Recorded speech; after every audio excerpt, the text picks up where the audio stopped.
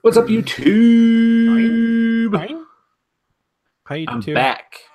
We're back. We didn't have a YouTube last week. Sorry about that. But we're back. We all know who to blame. Josh Obama. And Obama. Didn't have YouTube last week. Thanks, Obama. All right. We're back. Better than ever. You get to see our awesome faces. Dave's sweet city skyline down there in Texas. Josh's one comic book and a few Funko Pops on the wall there above his head. Mm-hmm. There's more. There's just no way for me to angle this. Yeah, no. In such a way to let we get everyone half see. The shelf and half of the phrase on the wall. So you can see there's a on balance. this side, you see my sensitiveness. Yeah, every love story, something is everything, something ours. And on this side, you see my nerdiness. Yeah. What is that stuff up there? The dichotomy of Josh. I couldn't tell. It looked like little. No. Surprise! You're going to Disney World. And here you see that I am whipped by my wife. Yeah. You're going to Disney World. Congratulations. I thought I couldn't tell what was on that shelf. I thought it looked like at first it looked like little jars of some type of liquid. Oh, but I can't. But those are Funko Pop keychains. Yeah. Oh, they're boxes. So there's like, this is like a. I thought there was like top. I got first my. You have a collection of bearded. My Star Wars shelf, video game shelf, DC shelf, Deadpool shelf. This is one of my favorite things. I bought the Die Hard Christmas storybook. Oh, nice. That's cool. The Christmas holidays. And your cable comics. Those are gonna go up in value. You know what? I would hope so. I have more of them. Those are just the ones would that now. in a case. We had the first appearance come through the shop last year of cable. Of cable? Yep. Man, that was. Do you remember what issue it is? It's in New Mutants, right? I want to say 141 or something like that. Did you see the picture that Ryan Reynolds posted of Deadpool painting Cable? And it was a picture of Josh Brolin from the Goonies as a kid. That's pretty good. That's pretty good. Pretty good. I think I'm ready to go. All right. You guys are. Let's get our Audacity up. Let's see, what is this? 156, right? Yep. Yeah. All right. Audacity. Oh, you know what? I forgot to mention last week, which I was upset about, was that every state, all 50 states. I saw it in the outline and I forgot it. All 50 states for what? The South Dakota Gamer podcast isn't just for South Dakota. I saw you had it in the outline and I forgot to mention it. Or did I? I thought you did say it, Dave. I didn't? No, I don't think so. Yeah, I don't remember. I don't believe I know I sounds planned on familiar. it, but I don't think I did. I don't believe so. Which is okay. That was more, check. I mean, it's fine. I'm pretty sure you didn't. I listened to it twice. I mean, no. I mean, okay. No, I mean, agree to disagree. There's not even really. I don't want Josh to be upset. I believe it's San Diego. That's the wrong episode. All right. Well, see. Wait, that's episode 7. That's not right. It is not Chad. It is Josh Owens. It's me. I'm here Hey, YouTube. live So for the podcast this week, we thought we would just of episodes. listen to last episode, this This is episode, an all episode together, within an and episode. provide live commentary. so you will hear him chime in whenever he hears something that he's passionate about. So just so everybody knows. But first, I want to talk about our Patreon page. I don't think I said it. I can't No, remember. and I'm the one that adds 30 minutes to the podcast every week. Right. Oh wait, no, I thought you said it at the That end. was true, though. At the end? Hold on. No, he didn't say it at the end. He didn't say it. I listened to it twice. Unexpectedly. Fine, I'm wrong. He didn't say it. Things on my computer are just quitting on their own. Oh, no. Let's get it going, lads. Let's get it going, All right. guys. 3, 2, 1. Welcome, ladies and gentlemen, to episode number 156, maybe, of the South Dakota Gamer podcast? We're not sure. I don't think it's recording. Well, let's test it. Let's not just It's not. hope. It's not showing that it's recording. Okay, go. Go what? Like keep going. It's recording. So we're recording. We're here. Hello. I'm back. It's Chad. I was gone last week. I'm back. It's okay, guys. I know you're worried about it and panicked, but it's okay. It's going to be fine. We're here. Josh is here with us.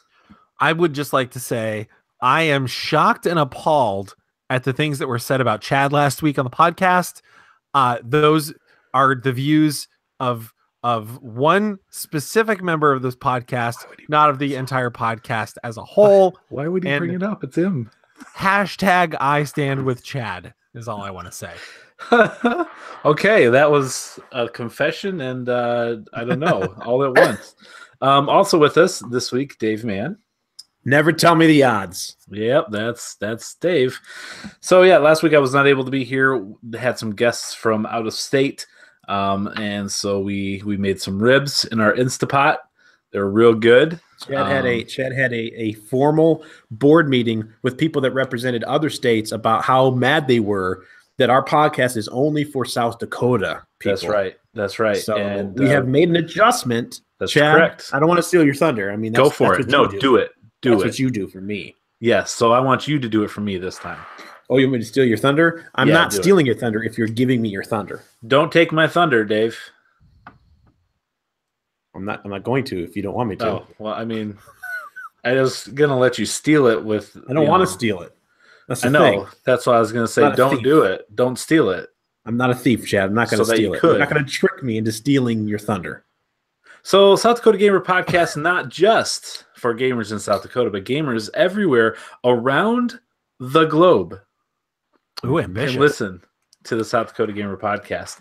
You know, we decided after 155 episodes that we'd open it up.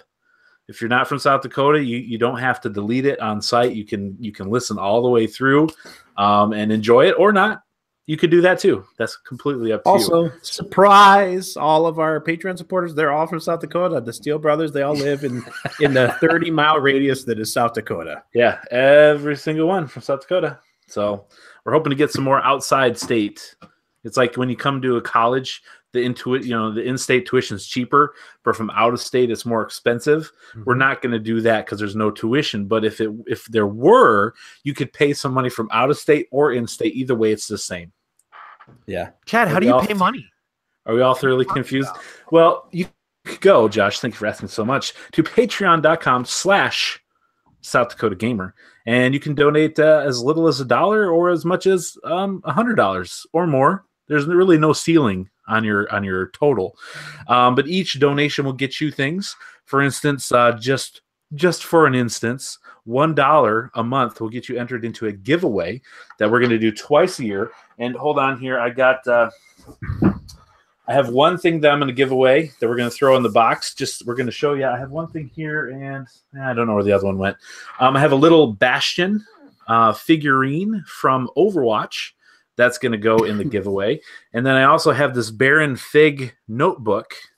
I still have never owned one of those. Oh, these are fantastic. I love them so much.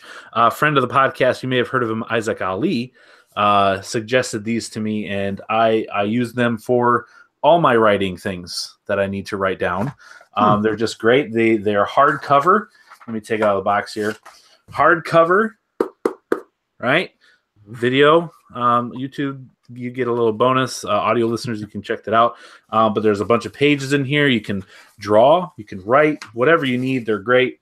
Good for storing, good for having handy. So that's going to go in the giveaway as well. We've got a couple more months. Ooh, that was a weird noise. We got a couple more months before we complete that. Here in June, we will do the giveaway to anyone that's donated at least $1. Any month, you get an entry. Every month you give $1, get an entry into the giveaway. Patreon exclusive. That's the only way you can be entered in for that. So head over there to check that out. One other thing that we're going to do here before we get into the podcast proper is we have a community game night once a month. One of the new things we're doing for 2018 when it comes to Patreon. Once a month, every month, we're going to do a game night. We talked about this.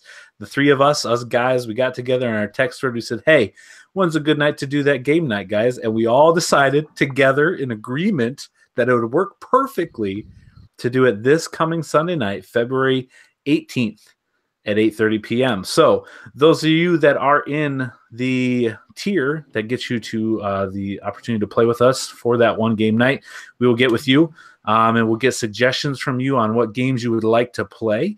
If you'd like to be part of that, you can head over there to patreon.com again /South Dakota Gamer, check that out, and donate and be part of that as well for next month's gaming night. So next Sunday, February 18th, the following day is President's Day, so we can stay up as late as Josh's old man eyes will let him to play all the video games that you want. Why are my old man eyes getting picked on? Why? I think that was unnecessary. Oh, I mean, it could have been anyone. It just do you just feel like you need to take some shots back? Is that what's going on? No. What do you mean? I thought you were hashtag I stand with Chad. I am. Yeah. So I said I was appalled. No shots fired. I'm on record. No return volley. We're good. Okay. We're good. Just seemed a little aggressive. All right. So that's it. Patreon.com. Help us out. That'd be awesome. Let's get into what is the proper podcast, starting with the brand new releases for this week, which Dave has taken upon himself to just give us all the games and all the information. So what games can we buy this week, Dave? All right, guys, here we go. For February 13th for the PS4, Xbox One, and the Switch comes Owlboy. Hoot! Yes, explore a vibrantly crafted pixel world in this flying adventure platformer. Being a mute, Otis struggles living up to his expectations of owlhood. Things spiral from bad to worse with the sudden appearance of sky pirates. What follows is a journey through monster-infested ruins with unexpected encounters and burdens no one should have to bear. A love letter to pixel art for a new audience, Owlboy is an open-world exploration game with a unique mix of flight and platforming. Carry anything. Recruit Otis's friends as gunners to fight for you, each with unique abilities and stories. Large dungeons with big and challenging boss battles. An adventure 10 years in the making. That is Owlboy for the PS4, Xbox One, and Switch coming February 13th. This looks pretty good. I've heard good things. Yeah, it looks. I feel like I need to take issue with the carry anything claim being made by this game. Can I really carry anything? I guess you'll have to play to find out. I mean, that's very ambitious. They're trying to play maybe off of the climb anything that The Legend of Zelda Breath of the Wild had. It was all the rave, handshaking. So instead, all the rave, instead of climbing, all the rave. But now climbing, you could pick anything up. Anything. I mean, okay. We'll see. Isn't this, by the way, speaking of The Legend of Zelda, isn't this made by FGG Entertainment, which did Ocean Storm, or not Ocean Storm? Ocean Horn? Ocean Horn? I think this might have been by them. I think I remember seeing them talk about Owlboy and being excited about it. I'm not entirely sure. But anyways, it looks really good. Check it out. February 13th for the PS4, Xbox One, and Switch. Also on February 13th for the PC, PS4, Xbox One, and Switch is The Fall Part 2 Unbound.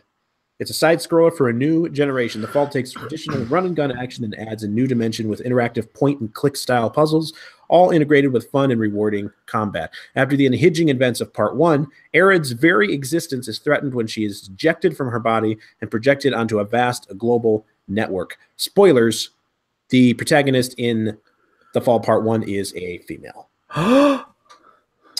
In a desperate attempt to save herself, Aerith invades and attempts to control several other robots she finds there, each with different personalities and gameplay styles. Will Aerith successfully enlist their help before it's too late? One thing's for certain, the process will change her. That's The Fall Part 2 Unbound for PC, PS4, Switch, Xbox One on February 13th. So, Chad, you played a little bit of The Fall, the first one, right? As did I. I downloaded it. I don't know if I even ever booted it up, to be honest. Interesting puzzle game, side-scrolling puzzle game. Not side-scroll. I mean, back to back. It is a platformer and stuff like that. But it is a very interesting gameplay element and story and stuff like that. So, but not good enough to have a sequel. So that's coming out on February 13th. Also on February 13th, a re-release of South Park: The Stick of Truth for the PS4 and Xbox One. Is this also a remaster? I highly doubt it. It's probably. I don't think so. I think it's just for current gen. Yeah.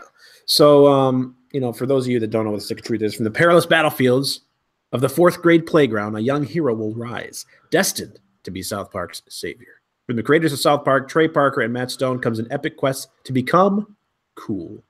Introducing South Park, the Stick of Truth. For 1,000 years, the battle has been waged. The sole reason humans and elves are locked in a never-ending war, the Stick of Truth. But the tides of war are soon to change as the word of a new kid spreads throughout the land, his coming foretold by the stars. As the moving vans of prophecy drive away, your adventure begins. Arm yourself with weapons of legend to defeat underpants gnomes, hippies, and other forces of evil. Discover the lost Stick of Truth and earn your place at the side of Stan, Kyle, Cartman, and Kenny as their new friend. Succeed, and you shall be South Park's savior, cementing your social status in South Park Elementary. Fail, and it will be forever known as a loser. That's South Park, the Stick of Truth, releasing for the PS4, Xbox One on February 13th. As you know, this was released on PS3 and Xbox 360 some time ago, and South Park, the Fractured But Whole, finally released just recently, just this year, right? Early this year? No, or is it the end of last year? It was the end of last year. It was delayed like 2 or 3 times. I actually pre-ordered it, and you could get to South Park: The Stick of Truth on current gen then for free with the pre-order, and then they gave everybody the pre-order money back and stopped access to that game because they delayed it and everything. I never did buy it again, so. But it's very fun. If you want to check that out, go ahead on February 13th. Continuing on February 13th for the PC, PS4, and Xbox One is Kingdom Come Deliverance. Bohemia, located in the heart of Europe, the region is rich in culture, silver, and sprawling castles. Did you know about this region, Chad? Oh, man. No, who doesn't? From South Dakota. The death of its beloved ruler, Emperor Charles IV, has plunged the kingdom into dark times. War, corruption, and discord are tearing this jewel of the Holy Roman Empire apart. One of Charles' sons, Wenceslas, has inherited the crown. Unlike his father, Wenceslas is a naive, self-indulgent, unambitious monarch. His half-brother, the King of Hungary, Sigismund, senses weakness in Wenceslas.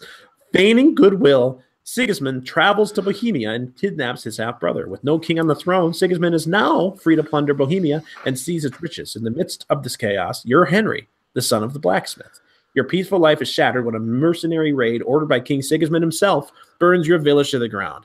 By a bittersweet fortune, you are one of the few survivors of this massacre. With a home or without a home, family, or future, you end up in the service of Lord Radzig Kobila, who is forming a resistance against the invasion. Fate drags you into this bloody conflict and shoves you into a raging civil war where you help fight for the future of Bohemia, redeem your past, and emerge a hero. Huh.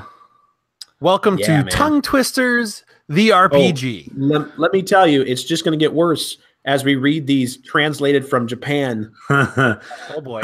Well, this Kingdom Come, this is the super realistic sword fighting, medieval game, like blocks, parries, everything. It's highly anticipated for sure.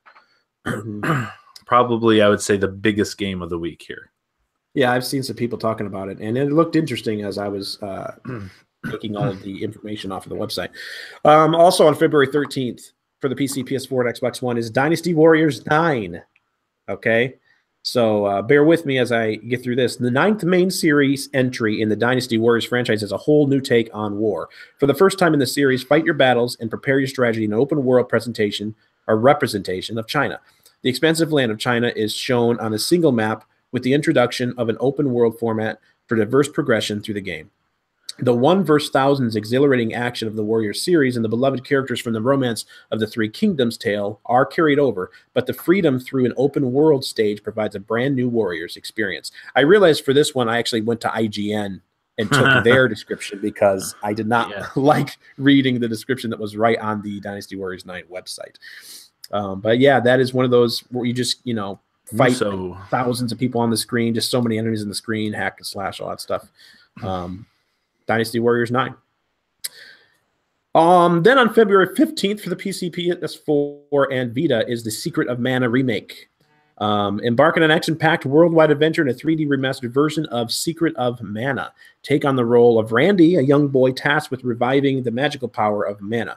The battle for mana includes many tumultuous encounters along the way. Armed with the mana sword and joined by his 2 companions, Prim and Poppy, Randy leads the epic quest to battle the treacherous empire as it tries to gain control of mana. In order to defeat the forces of evil, Randy, Prim, and Popey must befriend the 8 elementals who hold the power that comprises mana. The legacy of mana returns as the brave warriors set forth to bring balance back to the world.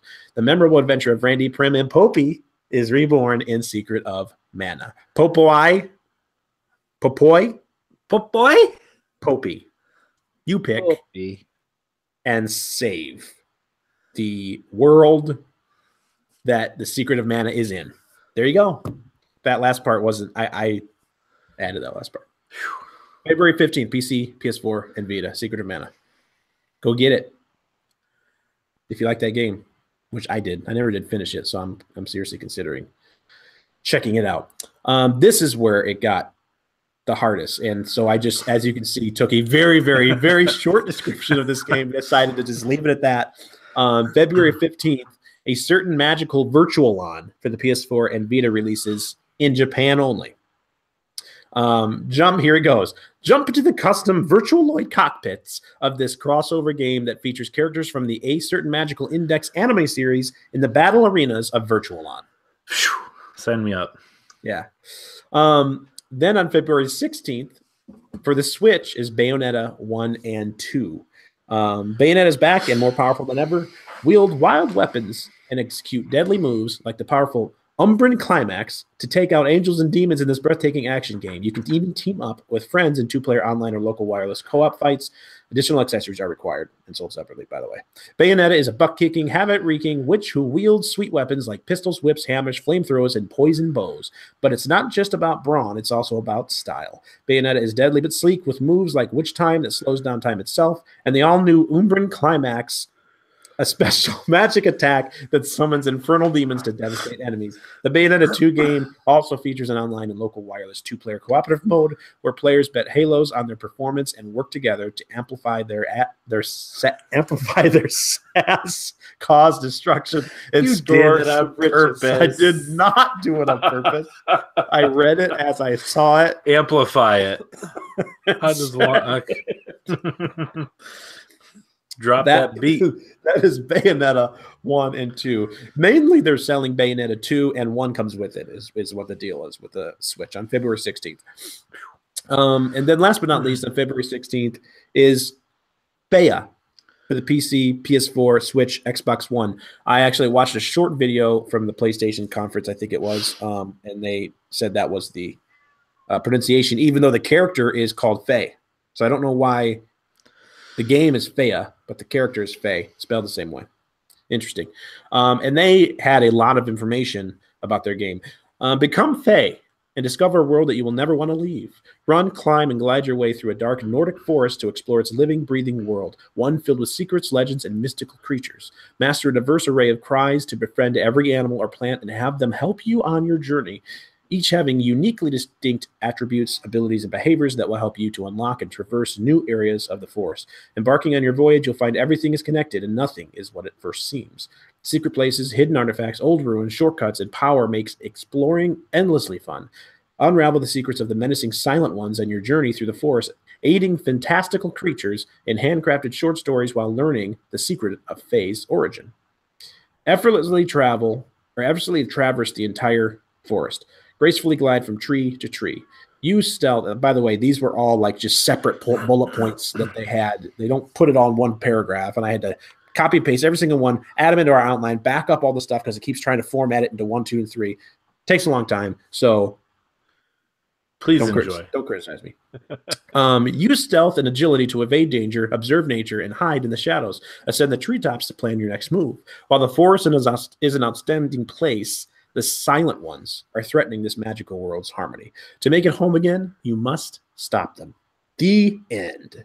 That's Faya for the PC, PS4, Switch, and Xbox One on February 16th. And that, Chad, are the new releases for this week. Thank you so much, Dave. Putting in all the effort and the research. Much better than, hey, what's Faya? I'm not sure. Okay, next. You guys ever heard of this? Educated. No? Okay. Yeah. We are educated podcasters here, video game podcasters. It's what we do. Thank you, Dave. All right. Well, that's going to bring us into the news that you can use if you so choose. To do so. I like that one pod. Josh, did you happen to hear the podcast from 2 episodes ago where Chad goes, the news you could use? And then what did you play, Chad? You played some audio about how long it took. Yeah, I don't remember. All of a sudden, Josh goes, to do so. Or no, if yeah. It was funny. You should go listen to it a few episodes back. All right, brought to us by our good friend and Patreon supporter, Game Night Player, podcast guest hoster, Papa Andy. When's that going to happen, by the way? We're working on that. Andy and I are in discussions on when and what to do. So Andy is in the tier that gets him a podcast host guest spot. Speaking of that, Andy, just shoot me an email whenever you want. We can work on that Sonic outline. We'll have that ready. He's a friend. A friend of the that podcast, ready for the guys. show. Friend of the podcast. He's not crazy. So he's brought us a wonderful word again this week. And the 2 wordsmiths that we have on staff here at South Dakota Gamer Podcast are going to identify and define this word for you. And I should have practiced the, that's what it sounds like. It's paraffs, P-A-R-A-P-H-S, paraffs. So whenever you guys are ready there, word guys, what's a paraff? All right, well, I'm going to take this one. Real simple, Chad. Going to lay it down for you. It's a mix between a parrot and giraffe. Moving on. Nailed it. I actually wish that was it. Paraff. Yeah, you see it in The Last of Us. You have to look real hard, a little further behind the regular giraffes or the paraffs. A little shorter. They existed on the planet a very long time ago. They went extinct for obvious reasons. You can't. I mean, when you're that small a body and you have that long a neck, you can't support it for long. They die off very, very young. Very painful, excruciating death where your head is, just breaks your neck. It's terrible. Real bad. So paraffs. I know what I'm going to say it is. Yeah. You're not agreeing? What do you mean? I thought you guys were always in agreement on this. No, I'm not going to go. I'm actually worded out. My mind was fried after reading all of those. So I'm just going to take a stab in the dark at what I think it really is. Okay. And I'm probably wrong.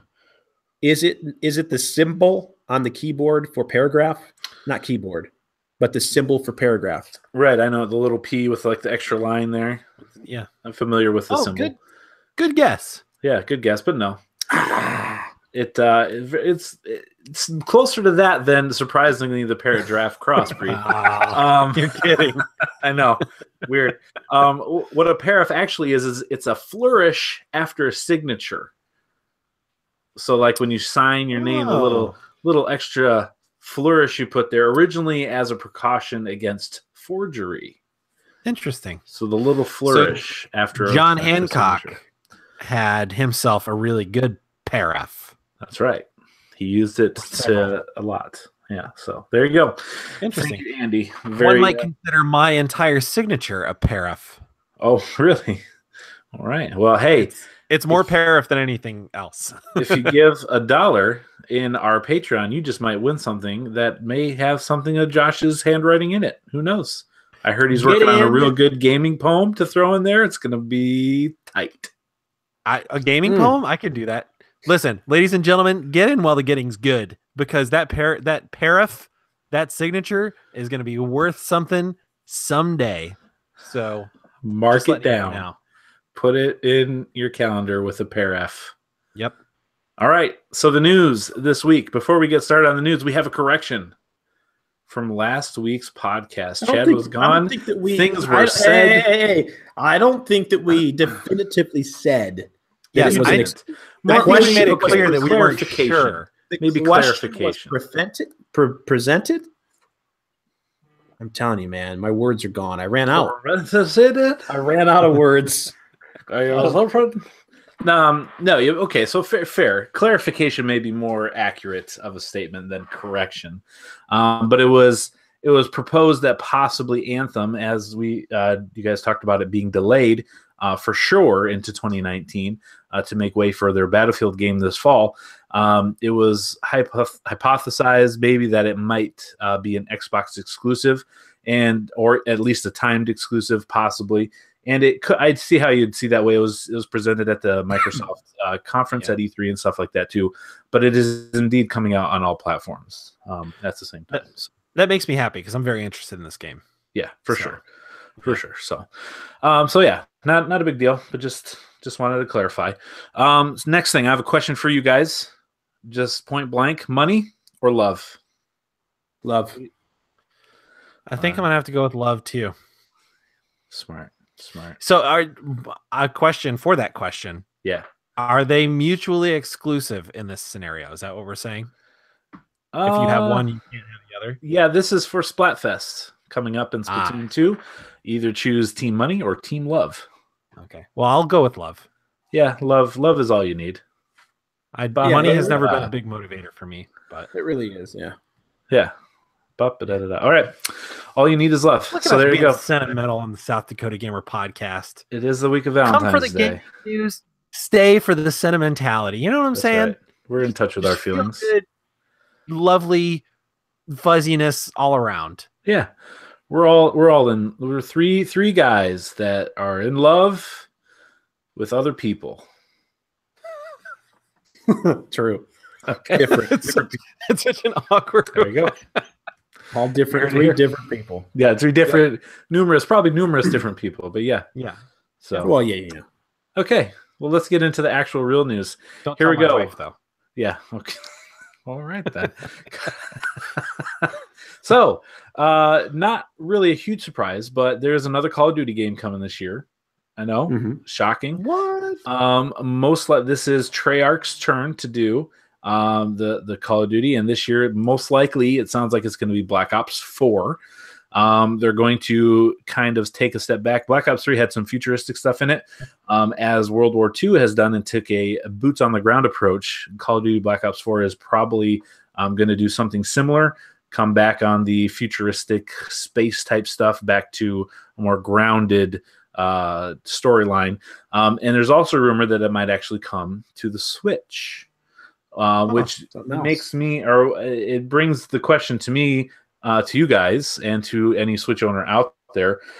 Is this something why? I mean, I get it. They did Wii U, right? They brought some Call of Duties to the Wii. I think the Ghost is the last one that came to the Wii U. There's an audience there, I suppose, but being a multiplayer game, and Switch being an on-the-go system, right? Like you want to take it on the go, but you need Wi-Fi to be connected.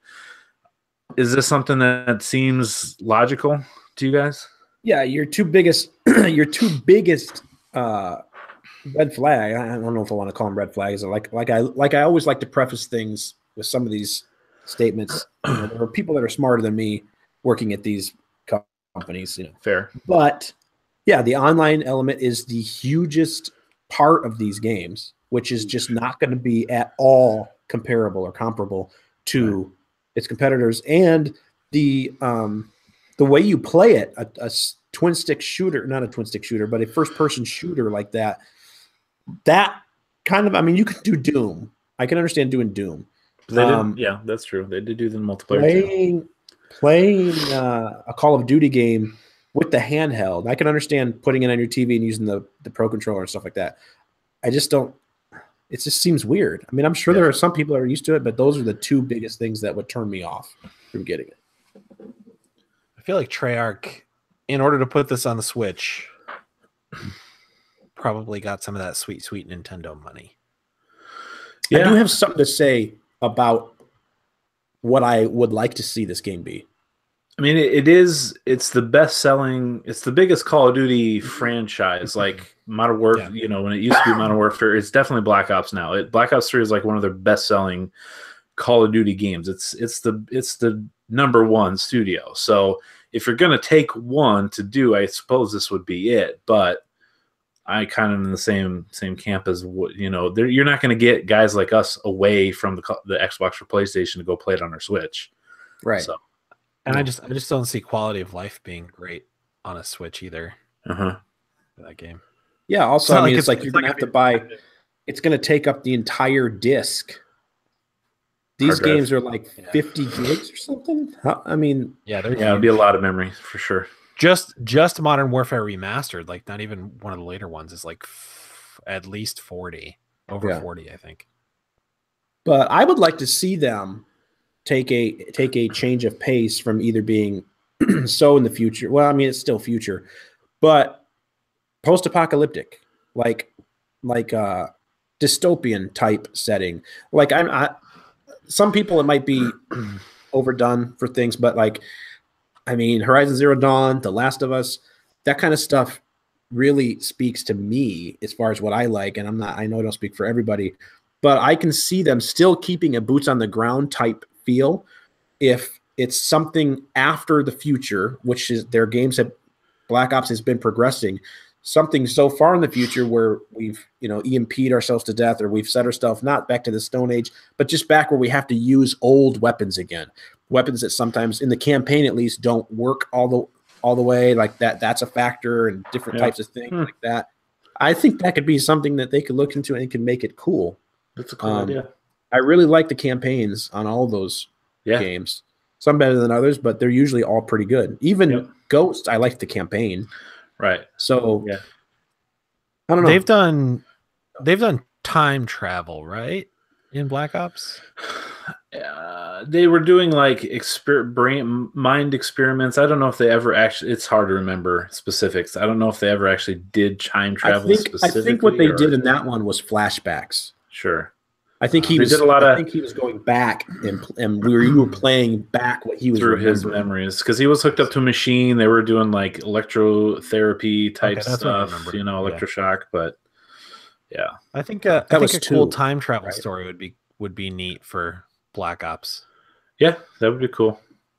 So it'll be interesting to see. I mean, again, not a surprise that Call of Duty is coming in November. Not a surprise that it'll probably be one of the best-selling games of the year. And big people look forward to this. So we'll see how that comes on the Switch and see what it is. I'm sure we'll get an announcement. I don't know that they necessarily do an E3 thing, but sometimes you get like single-player story mode for the first time at E3. So that may be coming here, not too far away. Next, Fear the Wolves. Kind of a cool name for a game, I would say. Is a new game coming to PC and consoles later this year. Here you go. It's a battle royale style game, a la PUBG, Fortnite, things like that, where weather dynamics, radiated creatures, radiation zones, and other type environmental things come into play with the other 99 players that you're fighting against. It's being developed by, let's see, what's the name of the, Vostok Games, who made Stalker, which is a game that came out, I want to say early 2000s, which was, again, it's on Chernobyl. So it had some radiation stuff with that as well. And you were first-person shooter, kind of horror-ish game. Scary, had your flashlights and things like that, irradiated dogs coming at you and things of that nature. So this sounds cool. It's a cool idea to add in like NPCs to a battle royale style game. It's got like this has a lot of variables, so I could see it going either way. Like this could end up being too busy. Sure, enjoyable, but it's interesting. It's a cool idea. Yeah, that's a great studio. Stalker was a really good game. Yeah, sort of Metro-ish. Yeah. Yep. Even some Fallout feel to it, just more military type feel. So very cool. But no surprise that there are a bunch of battle royale style games coming. And speaking of which, Dave just added to the outline here. There has been a rumor going around that Red Dead Redemption 2 will also have a battle royale mode coming. There was a leak, I think it was about a week ago or so, where it listed some of the things that you can expect when it comes to the multiplayer mode, not true or not official, just rumors. And battle royale, like 1 versus 99, was part of the rumor mill. So that would be a cool thing out in the West, the Wild West, and you got a PUBG type game with Winchesters and bows and arrows and out in the desert, stuff like that. In order, horses. in order to have like transportation, you gotta like wrangle a horse and break it real quick before you can ride it. Yeah, which That'd be neat. GTA 5 has done something similar as well, haven't they? I don't know if it's quite as big or as PUBG, but I believe they have some kind of battle royale type game mode in there, if I'm not mistaken. So obviously GTA 5 Online has been huge, continues to make lots of money, which Dave mentioned last week himself, participating in that money that they make. And there's no doubt that they'll take what they've learned there and transition it over to this game as well, coming out October 26th. All right. That game is going to be coming out on the PlayStation 4, which is, I'm sure, a place that I will purchase and play that game.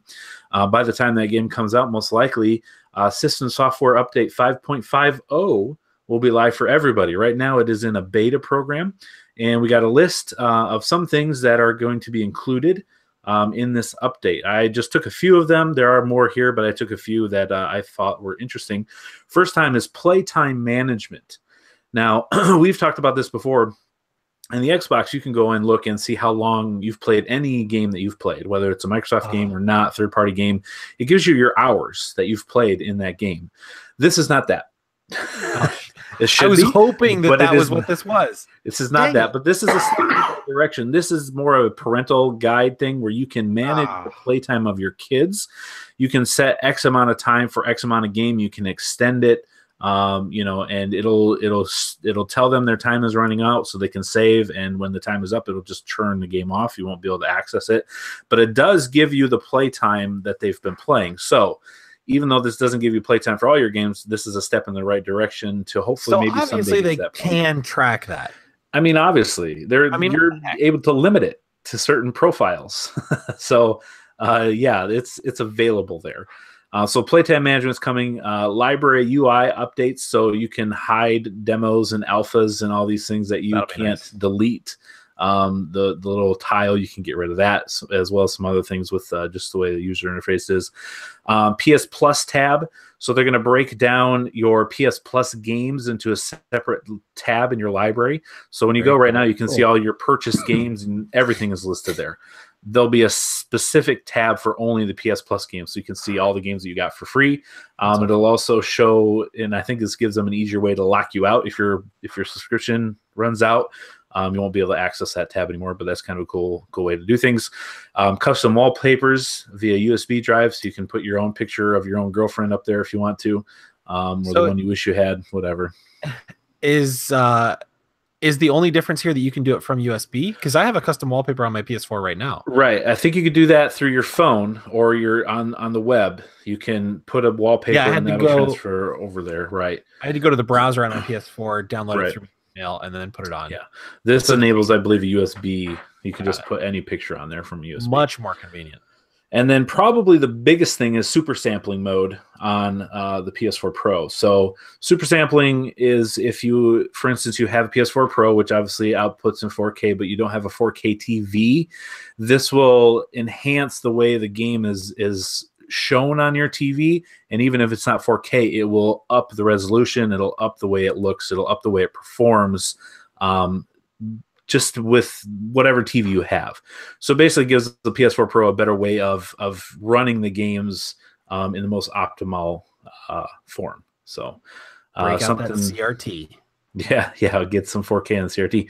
So those are some of the big things that are happening. There are some other things there too, and you can head over to the PlayStation blog. It's a good place to go and look and see if you want to get down to all the nitty-gritty things. So that is in beta right now. No release date for us plebes on the PS4s, but that will be coming no doubt this year sometime.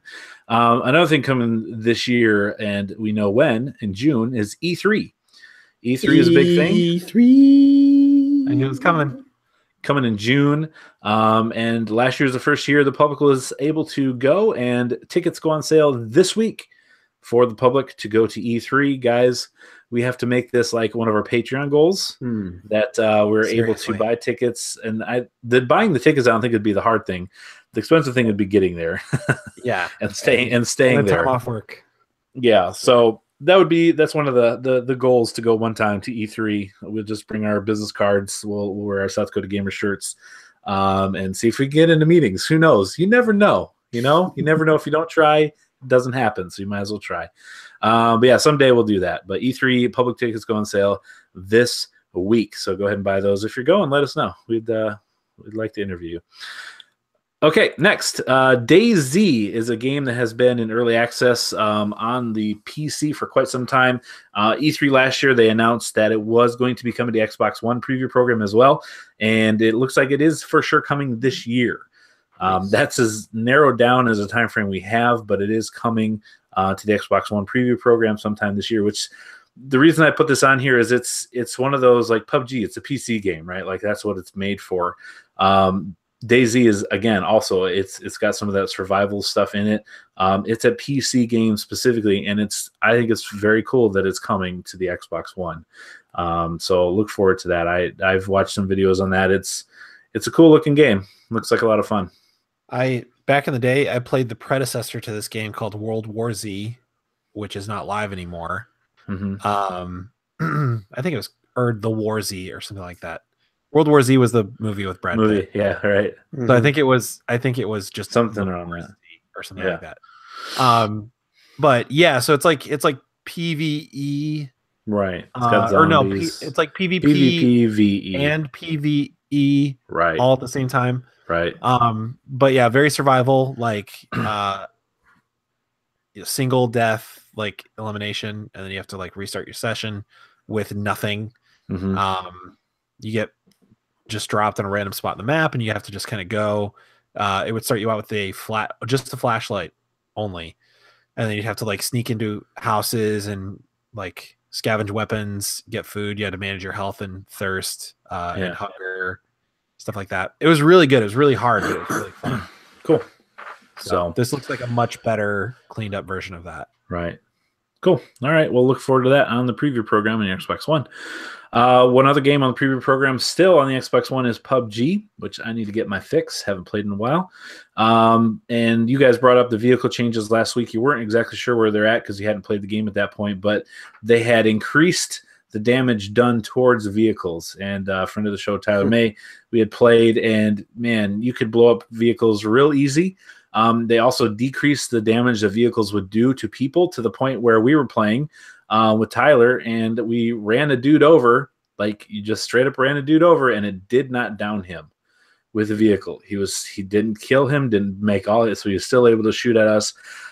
You'd bump into rocks to take your health away. Like, you could explode very easily, which vehicles have always been kind of, crazy when it comes to driving and hitting things, but like it didn't take much now. So they really increased the damage done. You're saying we can expect another update to the vehicles very soon. Well, since last week's podcast, guess what? They come out with another update of the vehicles and put it back the way it was. So less than a week from the time it was done. It was probably a little bit more than a week because it happened before last week's podcast. But yeah, it was so drastic that they actually reset it. They did another patch and reset it back to the way it was originally. So they didn't nerf it or adjust it. They set it back to the original settings, and I'm sure they'll adjust from that point on. So yeah, hitting people will down them, and running into walls will not blow your vehicle up. You may still fly off the road and go crazy, weird physics things, but vehicle damage stuff back to normal. Yeah, speaking of that, I want to say on the podcast publicly, I did not hit my brother and my cousin in a vehicle. For real? Yes. Right. Not in PUBG. It was claimed. The claim was made that I, in a 4-player, weren't you in that? You were in that match, Chad. Was that one or was it one before? No, I was in that match because then you got mad at me for not talking because I was upset. That's right. Yeah. Yeah. So I'm just saying, I did not. Crazy things happen with vehicles in PUBG. It's true. That had nothing to do with me. In a 4-player match, I am not trying to kill my teammates or harm my teammates. Not on purpose. I have ran over Chad before, but that was because I was launching over a blind hill, and Chad happened to be out, just had gotten out of his vehicle on the other side of the hill, and I just landed on him. And I did not know where he was or what was happening. Right, it was a blind jump. Fair. That's 100% true. So, and I got out and rezzed him right away. Immediately. And then we went to win. So I don't know if that part's true, but it sounds good. Yeah. All right, a couple more items here. There's a lot of news this week, some little things, but Kingdom Hearts 3, a big old game from Disney that I don't understand. I would like to understand Kingdom Hearts. So if you're a listener of the podcast, you've played Kingdom Hearts. I've never played any. What should I play? I don't think anybody understands it. I've played Kingdom Hearts. Honestly. Have you? Like, there's Kingdom Hearts 1 and 2. I played like the very first one, I think. Yeah, like there's Kingdom Hearts 2.8 and then all these weird names. And there's a lot available for the PS4. And I'm kind of interested in playing this. This is neat looking. It's Disney. You get to use keys as weapons. Mm-hmm. I would kind of be interested in playing some games before Disney or before Kingdom Hearts 3 comes out, but I have no idea where to go. So if you have any advice, send it my way, SethCodeGamer@gmail.com, or just hit me up on Facebook, whatever. Let me know what game to play first. But when I do eventually get to that point, Kingdom Hearts 3, they showed a trailer at D23 in Japan. So we have D23 here every year in the States, down in Florida. They have it in Japan as well. And they showed the final level that will be in this game, and that's Monsters, Inc. So you'll have Sully and Mike Wazowski. They'll be part of this game as well. They showed a little cool trailer in Japanese, so I didn't know what they said. The only word I understood is Mike Wazowski. And they did say that they will announce a release date at E3 this year. So this game was supposed to come out last year. It was supposed to come out before that. This game has been working on. They've been working on this game for a long time. So to finally say we'll actually get a specific date for this year, and it is coming out in 2018. Has those Disney kids all excited. So that's why I want to find out what to play, so I can be part of the story, be part of the zeitgeist, if you will. All right, so that's next. Fortnite. Oh, I'm sorry, I'm skipping one. Activision.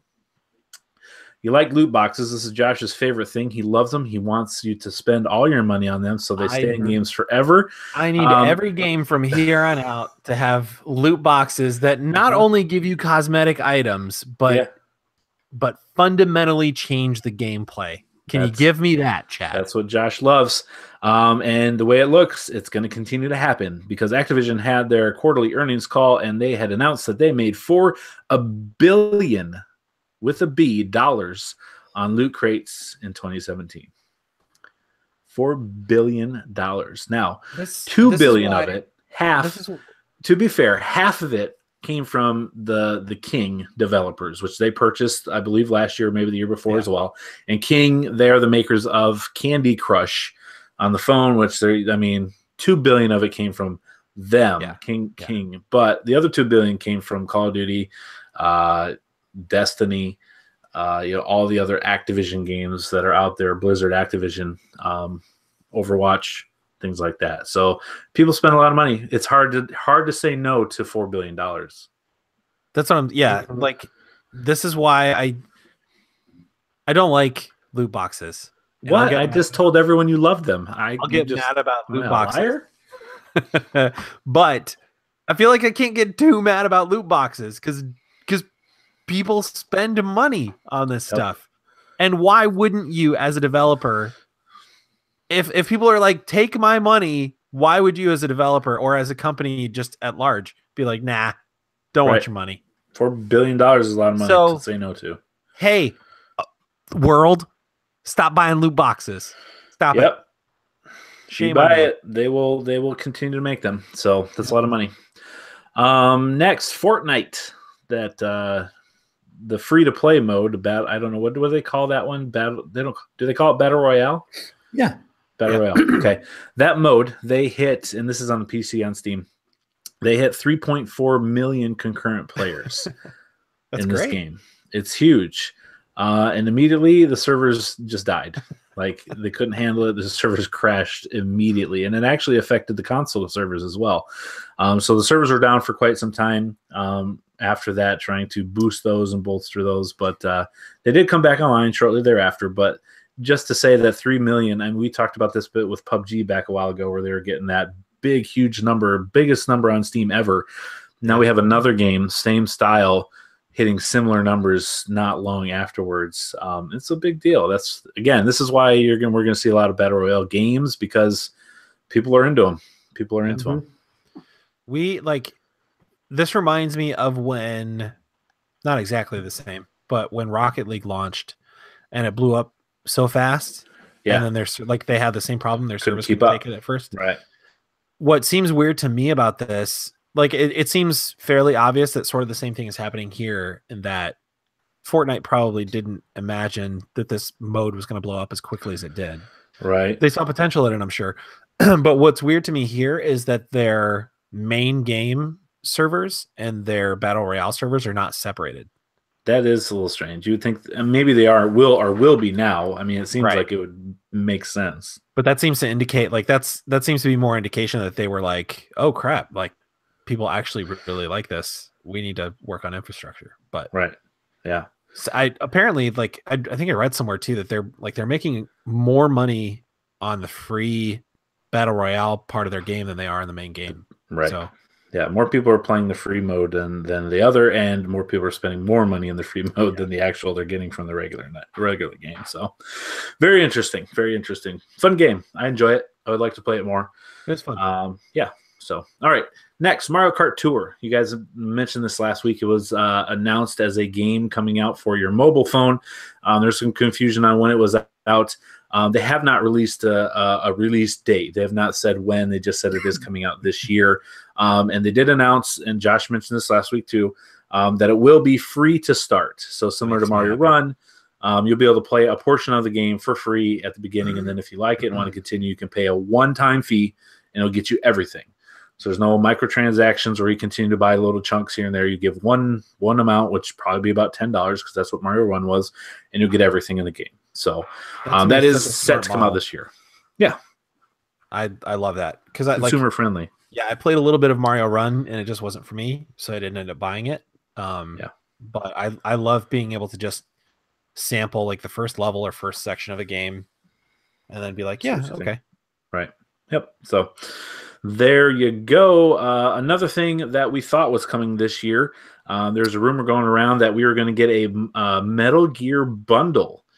They did the HD bundle that came out for the PS3 and the Xbox 360, and there was a rumor going around that Armature, the developer Armature, was going to remake that again for the PS4, Xbox One. It was on a website. Some Redditor found it, pulled it down. I really wanted this to be true. I did too. It would have included Metal Gear Solid 2, Metal Gear Solid 3, and Peace Walker, which is what's in the HD collection. And like a day after this went up, Armature came out and says, yeah, nope, that was a typo. That is not happening. See, I don't understand that. We accidentally said that we're going to release this. Yeah, I think it was accidentally said to be released on the platforms. So I don't know. I don't fully get it either. So maybe they're just trying to cover or say it wasn't supposed to be announced yet. What I really want is a Peace Walker and a Peace Walker and Metal Gear Solid 4 remake. I've never played, and that's because I'm selfish and I want exactly what I want. I've never played Peace Walker, and I really want to play Peace Walker, and I would really like to play through Metal Gear Solid 4 again, which I've only played once, and I rushed through it. Yeah, it seems like it would be wise for Konami to do this. I mean, Survival or Metal Gear Survive, who knows? Maybe that'll do well.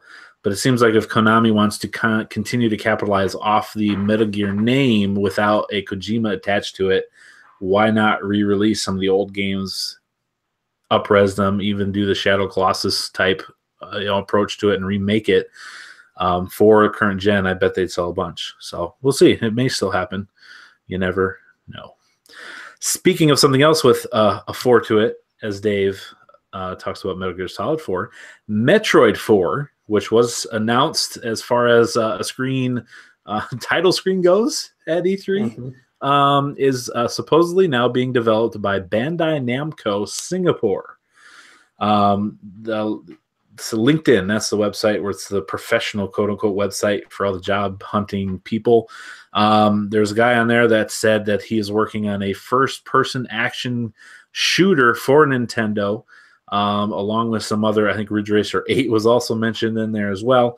But it has come out from a couple different sources besides him that this is indeed the case, being made with Bandai Namco, obviously with Nintendo supervising over it. And they have former LucasArts developers on staff for this Metroid game that worked on the canceled 1313 Star Wars game. So that was going to be the Boba Fett Coruscant, down on level 1313, dark, gritty Star Wars game that was canceled quite a ways back. Some of the developers that were working on that game are supposedly working with Bandai Namco on Metroid 4. Cool. Interesting. I really hope this is a cool. I mean, I've not played Metroid games after Super Metroid, which I mean I've seen some of them. Prime or whatever. Nope. I'm not a huge. Yeah, I'm not a huge fan. It's just because I guess I haven't played any of them, but the one I mentioned. I wasn't a huge fan of the idea of playing Metroid in first person. I liked it being. Yeah, I wish they would. I wish they would make a current gen.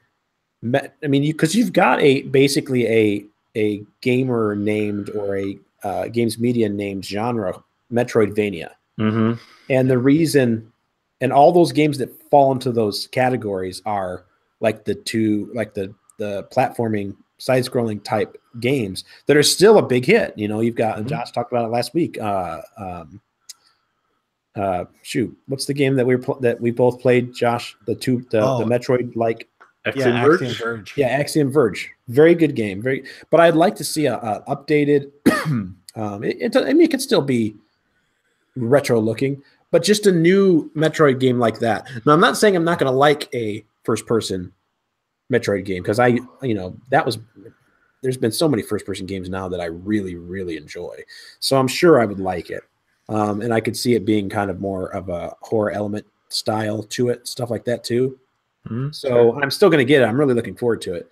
Yeah, I just give me more Metroid. I want more Metroid. I want more stuff on the Switch that is, like. What about like a Dead Space style Metroid game? That'd be cool. That'd be cool. There does seem to be like a resurgence of the. I don't know if resurgence is the word because it never really went away, but like the resurgence of the side-scrolling like retro style game again. Yeah. So I could definitely see this go in that direction. Explain this to me, those of you who have played Prime. Have either of you played Prime, first of all? For a little bit, I did, yeah. Which what one is Prime? That's the first person. Yeah. What happens? What happens in first person mode when you go into the ball?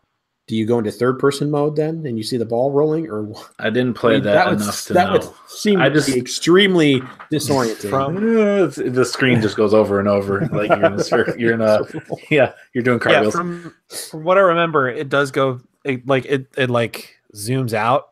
It has and to. like lowers, and it's like behind your ball or whatever. For the Wii one, you had to have the so I want to call it a Joy-Con, but that's not it. The Wiimote and the nunchuck connected because you were aiming with that's how you'd move and you'd aim. So you couldn't play it with a Pro controller. You had to use the motion stuff. Same with Resident Evil 4 on the Wii, which incidentally is my favorite version of Resident Evil 4. You're like that game, like Nintendo stuff. What are you talking about? That game to me was like the best version of Resident Evil 4 because playing that game with a controller is crazy. But just Metroid Prime was not. It just like the controller scheme wasn't terrible, but just the game in general wasn't great. Yeah. So be excited for Metroid 4 coming first-person shooter to the Nintendo Switch. Lastly, for this week on the news, a lengthy news list, maybe the biggest news. Not really, but possibly maybe we're actually for real this time. Maybe being going to be able to change our PSN names if you want to. Maybe possibly, I don't know, Shrug. If this happens before E3, and I don't get to it's contractually obligated to do that. One of my E3 predictions, I'm going to be real mad. Don't announce this before that show in June. That I won't again. So there's an email going around. I have not gotten this email. But this user Push Square has gotten this email, and you can find it online. It says, "Hi, PlayStation have been exploring the possibility of adding a feature to PSN that lets users change their ID. Before any of this, though, they want to understand if viewers." Wait a second. Yes. I need to make sure something is certain. So this is PlayStation sending him this email? Yes. And did they or did they not, as you read it, refer to themselves in the plural sense? PlayStation have. Yeah. Yes. They did? This is what it says. PlayStation have been. So to start over, PlayStation have been exploring the possibility of adding a feature to PSN that lets users change their ID. Now, this is the silly part. Before any of this, though, they want to understand if gamers are interested in this feature or not. Do they not listen to just, do they not have any clue what their community Every wants? single E3 prediction show ever, Kind of Funny, IGN, it's all over. Anybody. People want it, for sure. They continue to say, please remember, the topic and contents of this survey for your eyes only, but here it is on the internet, and not to be shared with anyone else. We can't be sure whether this feature will be added or not, but we can be sure your opinions on the matter will be heard. Click here to take part in the survey. So the survey also includes details on how the name changes would actually function if the feature was integrated. Unlike with Microsoft's service, you can go change it any time for $10. You can do it multiple times. For here, you'd be able to do it multiple times for free, but we'd only be able to do it once every 6 months. If a PlayStation owner regretted a new name and wanted to return to their older PSN name, they'd have to contact customer support. So these are options. These aren't the way that it's going to be, but these are possibilities. They come out and say, because you leaked this, we are nixing the entire push square. project. Yeah, the whole thing. We're not doing it. Dude. Screwed it up for everybody. So are we sure that this email was actually from PlayStation? Yeah, it is. It's official. So have PlayStation emailed people before like this? No, not that I'm aware of. Now, if you remember, Greg Miller had an interview with Sean Layden at PSX, and he asked him if they would be able to do this, and he said, hopefully by next year's PSX, you won't have to ask me that question anymore. Which we could still hear about it at the video game convention in June, which would still place it before next PSX. So hopefully they announce it at the video game convention in June. That was good. And I can still make one of my predictions. Electronics Entertainment Expo. Yeah. All right. Well, that's going to do it for the news this week. That's going to bring us into our 5 minutes that we can never do. Even we tried. We really tried last week. I know. Okay, I said it last week. I really think I can do it this week. I think we can all do it if we really try. What we've been playing, we're going to run through the games that we've been playing here in the last week, brought to us by the OG Patreon supporter, Evan Steele, all-around great guy, and his Twitch account, Jen_Lee_accepted. Jen Lee accepted. Hit him up. Watch him play all the video games. He's the best. So Josh, start us off with the time-telling cat and all the things that you've been doing. Guys, there he goes. Listen, I'm so excited. I'm so excited. I'm not even mad because I'm excited. So I mentioned a few weeks ago, pretty much all I've been playing is Neo since last week, and it's so freaking good. I started off with at the beginning of the game, you choose a weapon specialty. And I think it really has more to do with the build of your character than being locked into a weapon, because you can pick up any weapon you want. But I've since switched to a couple different types of weapons, but that's a cool thing. You can change your character build sort of as you go, which is great. Anyway, but it's so good. There's all kinds of stuff you can do. I mentioned a few weeks ago that you meet Hattori Hanzo. And the first time you meet him, you have a brief conversation, and then before he walks away, he pulls a cat out of his tunic, looks at it, says, "It's almost dawn," puts the cat back in his tunic. Yes, I remember. And walks away. And no explanation.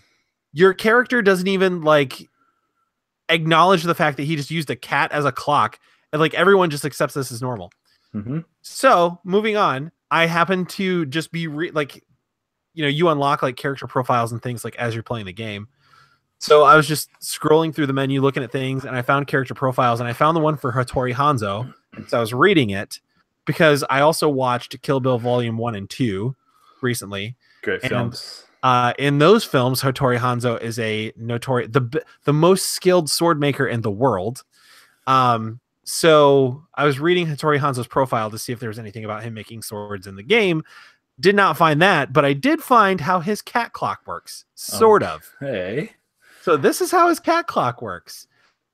He keeps it in his tunic. As And when he wants to know the time, as one does, when he wants to know the time, he pulls it out of his tunic and looks at its eyes and judges the time of the day by the dilation of the cat's eyes. And that's all the game has to say on the matter. I don't know how you tell the time by the dilation of a cat's eyes.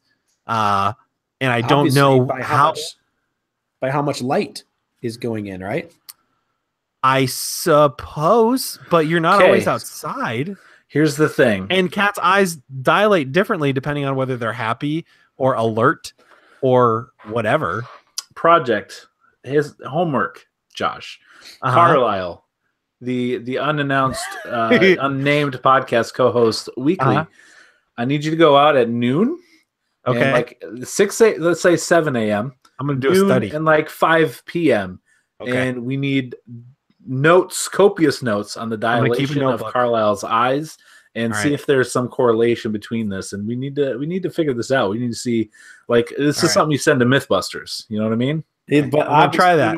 In order to do this, Josh, you also have to carry him inside of your jacket. I have to hold him in my sweatshirt. And I was going to say you don't have to buy a tunic, although that would be appreciated for just historical purposes. It'd be more scientific. But understood if you didn't, you know. Yeah. At least he's got to be stuffed in there somehow. So it's real weird. But that's how they say it works. So check out Josh's Snapchat for all the Carlisle eye dilation time telling stories. Incidentally, the cat is also a guardian spirit. Yeah. But Hattori Hanzo doesn't know that because he can't see spirits. But your character can. So he can't see spirits, but he can tell the time by the dilation of the cat's eyes. Yeah. But he doesn't know it's a spirit. Fair enough. Okay. So that's what I learned in Neo this week. It's a real weird game. But it's a real good game. But that's what I've been playing. Cool. So, I think that was real close to 5 minutes. Good job. Close. Dave, yeah, you're up. What do you got? All right. Well, I played quite a bit this week. I played PUBG for, as I mentioned before, my brother got mad at me because he and my cousin were in a Jeep. I was also in a Jeep, and I was driving. We were going up a hill behind each other, and I was coming up behind them. I was passing them a little bit, and I was on the right. Well, all of a sudden, they kind of swerved to the left, not like sporadically, but went to the left to where they crossed in my path, but we were all going, so I didn't really slow down. All of a sudden, their car leaped up and did a barrel roll, and slowed them down, which slowed them down. And so since they had crossed in front of me and I was still going, I went under them. In their view, they heard their car hit something.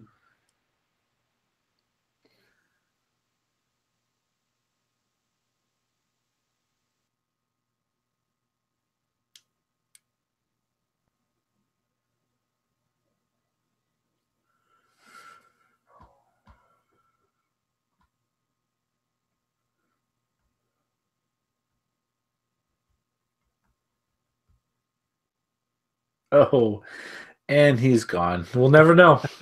We'll never know. Although his recording, he will finish the story. So, so we will hopefully get Dave back on the call, and he'll be able to finish out his what he's been playing. I do want to hear him talk about Shadow of the Colossus, which he's been playing.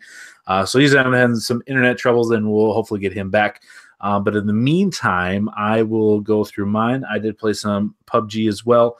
And I was there as he told that story. I do remember that happening because I saw the car flip and do barrel rolls, and then immediately accused Dave of ramming them off the road. And then I also finished Telltale's Guardians of the Galaxy game. Oh, and so good. Yeah, it was fun. I enjoyed it. It's the more I play Telltale games, the more I wish they just get rid of all the levels where you have to wander around and find things. Yep. These games don't need that.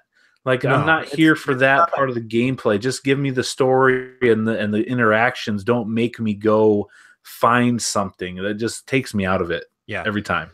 So the exception to that, which is not necessarily the same thing, but like in the Batman games when you have to like put together a crime scene. Yeah, that's I kind of like different. that, but that's yeah, that like, I'm cool with. even in that, you don't have to wander too far. Everything's in No. one central location. You just have to kind of like figure out what happened. And you're making connections with stuff, But, so there's yeah. more to it than just, oh, here I found this remote. Let me bring it over here. The But yeah, old point and click adventure stuff. Yeah, I'm with you. The game, the gameplay has never been the main feature of the Telltale games anyway. So No. Yeah, it's not. We don't need that.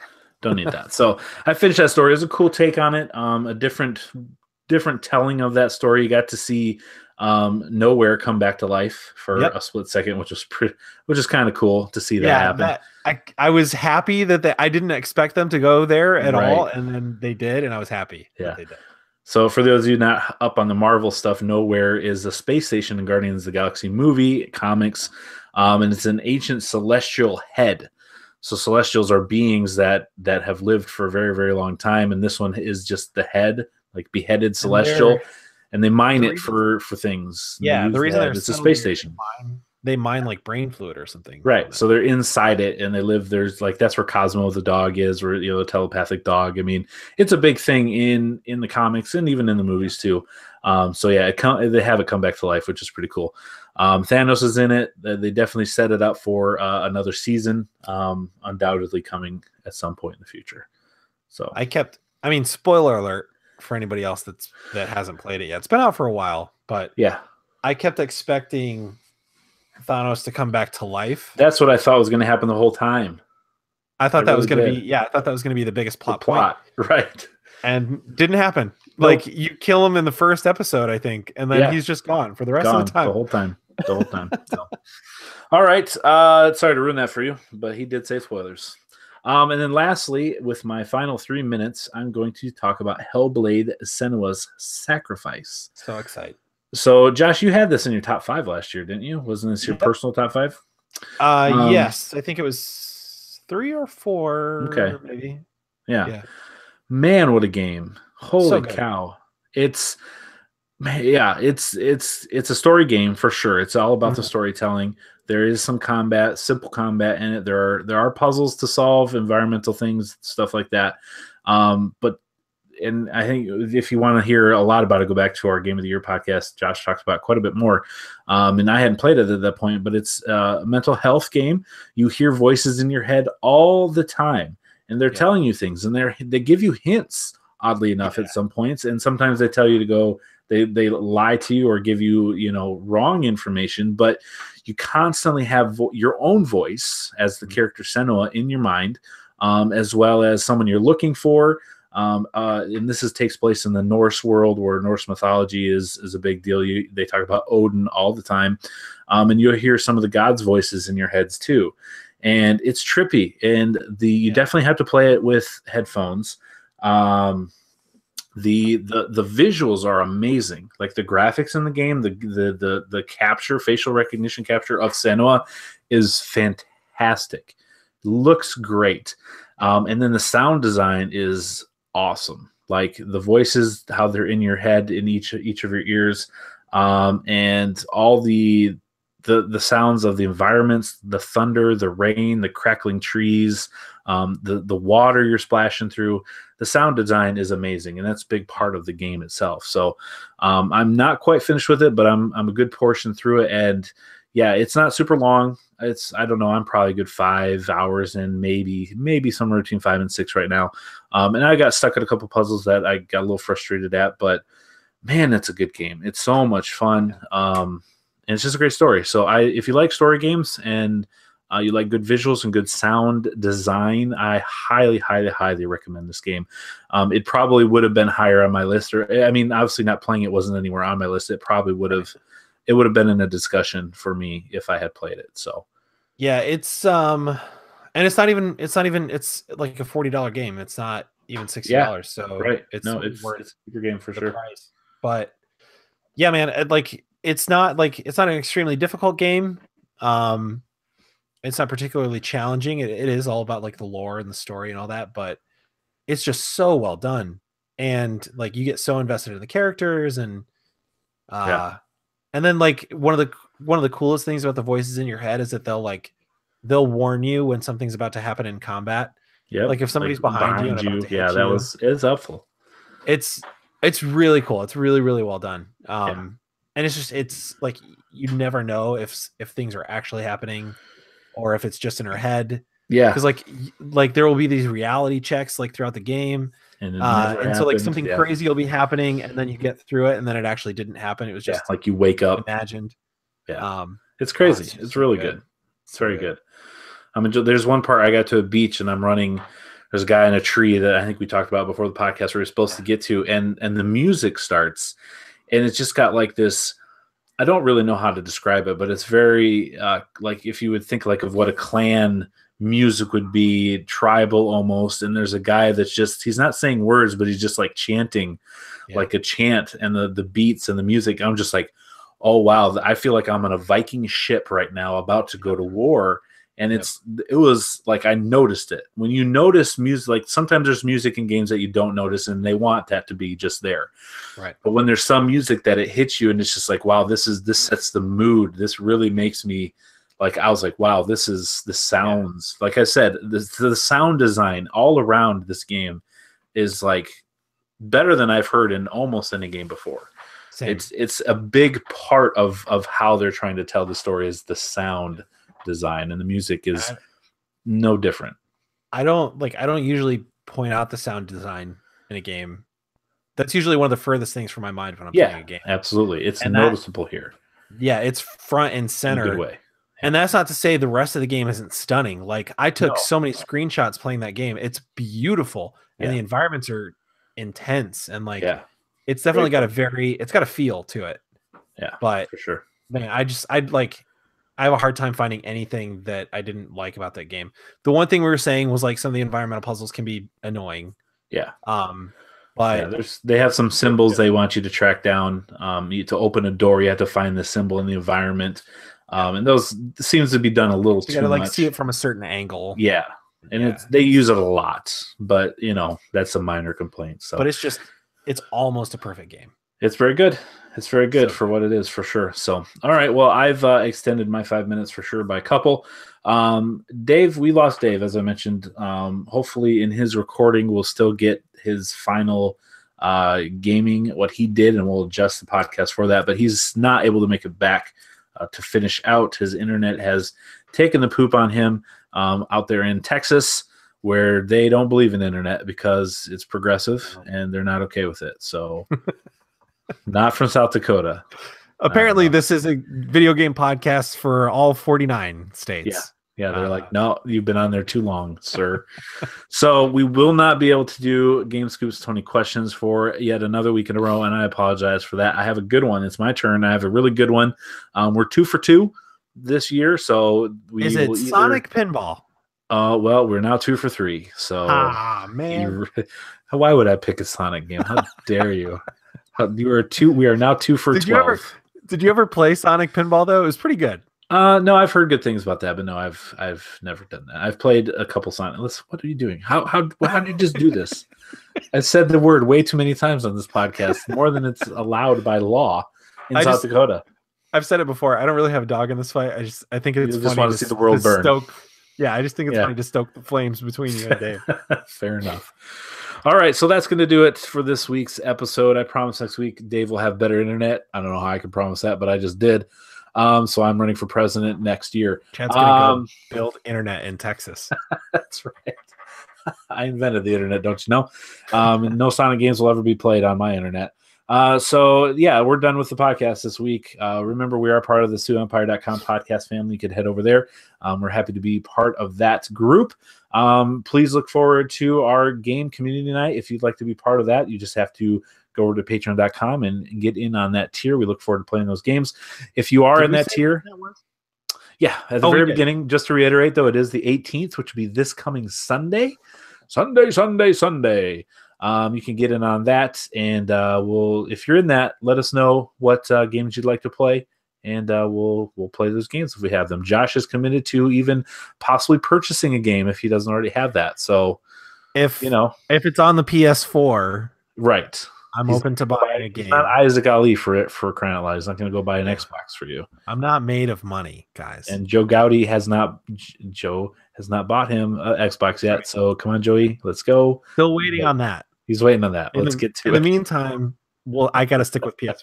Fair enough. All right. Well, that's going to do it. Thanks, as always, for listening. Thanks for being here. We'll see you next time. Bye-bye.